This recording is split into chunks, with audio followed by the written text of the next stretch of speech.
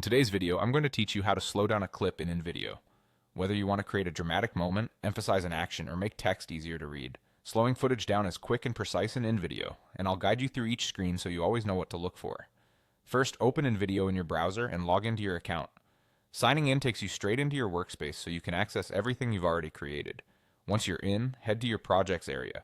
This is where all of your saved work lives. Find the project you want to adjust and open it. The editor will load with your canvas in the center and all your tools around it. Now move your attention to the layers and timeline. The timeline along the bottom shows your clips in the order they play, and the layers panel helps you see the elements stacked on the scene. These two areas are where you'll make precise selections before changing speed. Click to select the exact clip or video segment you want to edit. You'll know it's selected when it's highlighted on the timeline and its handles appear. Selecting the correct clip is important because the speed change will only apply to what's highlighted, not to the entire project. With the clip selected, look to the top toolbar for the speed control. It may appear as a gauge icon or a button labeled speed. Clicking it opens the speed options for the active clip. If you don't see the control, double check that your clip is still selected.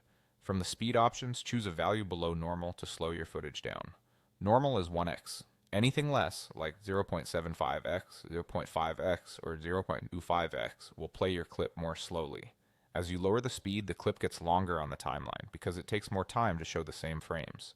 That means any elements that come after it may shift accordingly, so keep an eye on your timeline layout.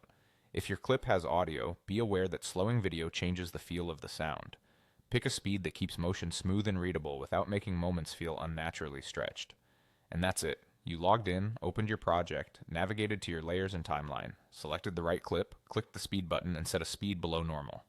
With these steps, you can add tasteful slow motion to highlight details and create the pacing you want, all without disrupting the rest of your edit.